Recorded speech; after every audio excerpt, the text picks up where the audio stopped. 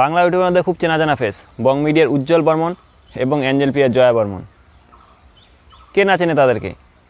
তাদের ভালোবাসার কথাও সবাই জেনে গিয়েছে। কিন্তু কী এমন হঠাৎ হলো যে তাদের মধ্যে আলাদা হওয়ার সময় চলে এলো?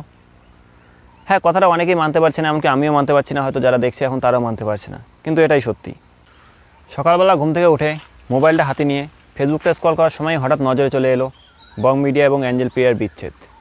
ভিডিওটা দেখে আমারও বিশ্বাস হয়নি, কিন্তু সেখানে আমি রিয়াক্টের সংখ্যায় দেখলাম হাহা রিয়াক্টটা খুব কমই আসে এবং মনের মধ্যে কেমন একটা সংকোচ বাঁধলো এবং কমেন্ট সেকশনগুলো চেক করতে গেলাম এবং সেখানে নিচে গিয়ে দেখি বং মিডিয়া নিজেই কমেন্ট করেছে, তোমরাও দেখে নিতে পারো।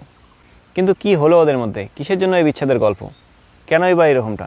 এত সুন্দর তো ভালোবাসা ছিল, তাহলে কারণটা কিসের জন্য?